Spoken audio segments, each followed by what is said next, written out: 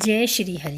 प्यारे भक्तों, आप सभी का स्वागत है, अभिनंदन है आपके अपने चैनल कहानी सुनो में।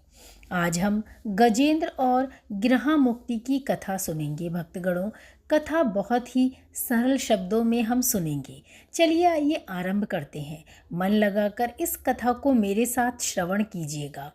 क्षीर सागर में एक त्रिकुट नामक एक प्रसिद्ध एवं श्रेष्ठ पर्वत था। उसकी ऊंचाई आसमान को छूती थी। उसकी लंबाई चौड़ाई भी चारों ओर काफ़ी विस्तृत थी। उसके 3 शिखर थे। पहला सोने का, दूसरा चांदी का तथा तीसरा लोहे का। इनकी चमक से समुद्र, आकाश और दिशाएं जगमगाती थीं। इसके अलावा उसकी और कई चोटी छोटी भी थीं, जो रत्नों और कीमती धातुओं से बनी थीं। सब ओर से समुद्र की लहरें आकर इस पर्वत के निचले भाग से टकराती, जिससे प्रतीत होता कि समुद्र इनके पांव पखार रहा है। पर्वत की तलहटी में तरह तरह के जंगली जानवर बसेरा बनाए हुए थे। उसके ऊपर बहुत सी नदियाँ और सरोवर भी थे। इस पर्वतराज त्रिकुट की तराई में एक तपस्वी महात्मा रहते थे, जिनका नाम वरुण था।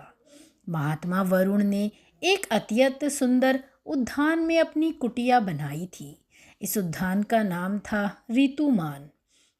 इसमें सब ओर अत्यंत ही दिव्य वृक्ष शोभा पा रहे थे, जो सदा फलों से लदे रहते थे।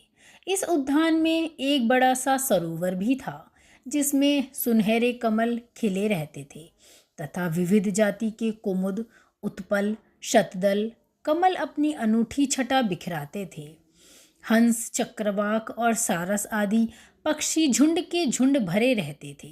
मछली और कछुओं के खिलवाड़ से कमल के फूल जो हिलते थे, उससे उसका पराग झड़कर सरोवर जल को अत्यंत सुगंधित कर देता था।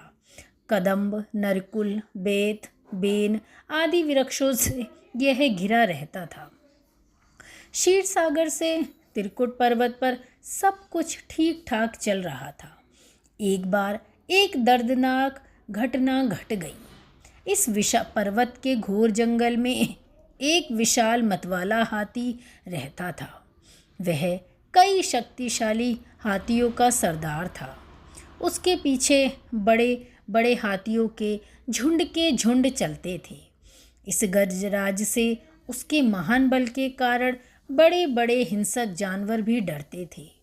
किंतु एक बात यह भी थी कि उसकी कृपा से लंगूर, भैंसे, भेड़िए, हिरण आदि छोटे जीव निर्भय होकर घूमा करते थे, क्योंकि उसके रहते कोई भी हिंसक जानवर उस पर आक्रमण करने का साहस नहीं कर सकता था। गजराज मदमस्त था। उसके सिर के पास से टपकते मद का पान करने के लिए भंवरे उसके साथ गूंजते जाते थे। एक दिन बड़े जोर की धूप थी। वह प्यास से व्याकुल हो गया। अपने झुंड के साथ वह उस सरोवर में उतर पड़ा, जो त्रिकुट की तराई में स्थित था। जल उस समय अत्यंत शीतल एवं अमृत के समान मधुर था। पहले तो उस गजराज ने अपनी सूंड से उठा उठाकर जी भरकर इस अमृत सदृश्य जल का पान किया। फिर उसमें स्नान करके अपनी थकान मिटाई। इसके पश्चात उसका ध्यान जल क्रीड़ा में हो गया। वह सूंड से पानी भर भर अन्य हाथियों पर फेंकने लगा और दूसरे भी वही करने लगे। मदमस्त गजराज सब कुछ भूलकर जल क्रीड़ा का आनंद उठाता रहा। उसे पता ही नहीं कि उस सरोवर में एक बहुत बलवान गिरह भी रहता था। उस गिरह ने क्रोधित होकर उस गजराज के पैरों को जोरों से जकड़ लिया और उसे खींचकर सरोवर के अंदर ले जाने लगा। उसके पहने दांतों के गड़ने से गजराज के पैर से रक्त का प्रवाह निकल पड़ा, जिससे वहाँ का पानी लाल हो गया। उसके साथ के हाथियों और हथनियों को गजराज की इस स्थिति पर बहुत ही चिंता सताई। उन्होंने एक साथ मिलकर गजराज को जल से बाहर खींचने का प्रयास किया, किंतु वे इसमें सफल नहीं हुए। वे घबराकर जोर जोर से चिंगाड़ने लगे।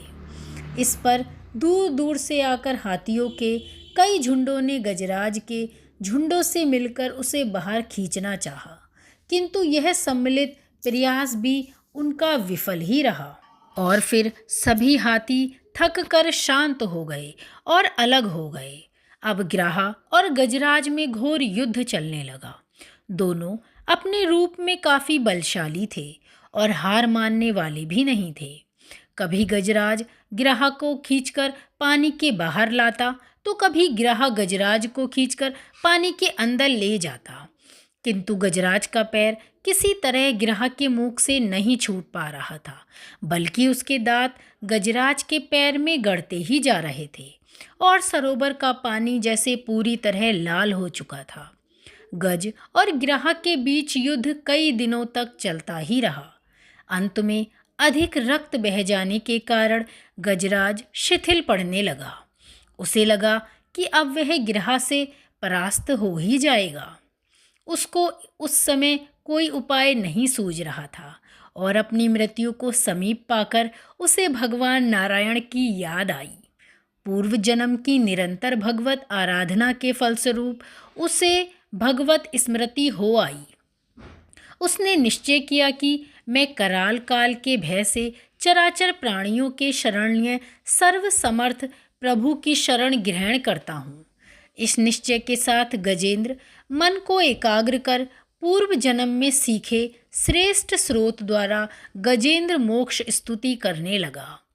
उसने एक कमल का फूल तोड़ा और उसे आसमान की ओर इस तरह उठाया जैसे वह उसे भगवान को अर्पित कर रहा हो। अब तक वह ग्राहा द्वारा खींचे जाने से सरोवर के मध्य गहरे जल में चला गया था और उसकी सूंड का मात्र वह भाग ही ऊपर बचा था जिसमें उसने लाल कमल का पुष्प पकड़ रखा था। उसने अपनी शक्ति को पूरी तरह से भूलकर और अपने को पूरी तरह असहाय घोषित कर नारायण को पुकारा। नारायण जो सर्व अंतर्यामी है, भगवान समझ गए कि इसे अपनी शक्ति का मद जाता रहा और वह पूरी तरह मेरा शरणागत हो गया है। जब नारायण ने देखा कि मेरे अतिरिक्त यह किसी को अपना पक्षक नहीं मानता, तो नारायण ने नाग के उच्चारण के साथ ही वह गरुड़ पर सवार होकर चक्र धारण किए हुए सरोवर के किनारे पहुंच गए। उन्होंने देखा कि गजेंद्र डूबने ही वाला था। वह शीघ्रता से गरुड़ से कूद पड़े। इस समय तक बहुत से देवी देवता भी भगवान के आगमन को समझकर वहां उपस्थित हो गए। सभी के देखते ही देखते भगवान ने गजराज और गजेंद्र को एक क्षण में सरोवर से खींचकर बाहर निकाला। देवताओं ने आश्चर्य से देखा। उन्होंने सुदर्शन से इस तरह ग्राह का मुंह फाड़ दिया कि गजराज के पैर को कोई क्षति ना पहुंची। ग्राह देखते देखते तड़पकर मर गया और गजराज भगवान की कृपा दृष्टि से पहले की तरह स्वस्थ हो गया। ब्रह्मादि देवगण भी श्री हरि की प्रशंसा करते हुए उनके ऊपर सुमनों की वृष्टि करने लगे। सिद्ध और ऋषि महर्षि विष्णु का गुणगान करने लगे। ग्राह दिव्य शरीरधारी हो गया। उसने भगवान विष्णु के चरणों में सिर रखकर प्रणाम किया और भगवान विष्णु के गुणों की प्रशंसा का बखान करने लगा। भगवान विष्णु के मंगलमय वरद हस्त के स्पर्श से पाप मुक्त होकर अभिशप्त गंधर्व ने प्रभु की परिक्रमा की और उनके त्रिलोक्य वंदित चरण कमलों में प्रणाम कर अपने लोक को चला गया। भगवान विष्णु ने गजेंद्र का उद्धार कर उसे अपना पार्षद बना लिया। गंधर्व सिद्ध और देवगण उनकी लीला का गान करने लगे। गजेंद्र की स्तुति से प्रसन्न होकर भगवान विष्णु ने सबके समक्ष कहा, प्यारे गजेंद्र, जो लोग ब्रह्म मुहूर्त में उठकर तुम्हारी की हुई स्तुति से मेरा स्तवन करेंगे, उन्हें मैं मृत्यु के समय निर्मल बुद्धि का दान करूँगा। यह कहकर भगवान विष्णु ने पार्षद रूप में गजेंद्र को साथ लिया और गरुणारूढ़ होकर अपने दिव्य धाम को चले गए। तो दोस्तों, ये थी गजेंद्र मोक्ष की कथा। इस कथा को आप कभी भी सुनिए। पूरे मन लगाकर श्री हरि विष्णु के चरणों में खुद को समर्पित करके ही इस कथा का श्रवण कीजिए। ये गजेंद्र मोक्ष की कथा श्री हरि को बड़ी ही प्रिय है, तो आप भी इसे नित्य प्रति श्री हरि का ध्यान करके सुने। इससे आपके घर में मंगल ही मंगल होगा और श्री हरि की कृपा आप पर हमेशा ही बनी रहेगी और अंततः आप मोक्ष को प्राप्त होंगे। जय श्री हरि।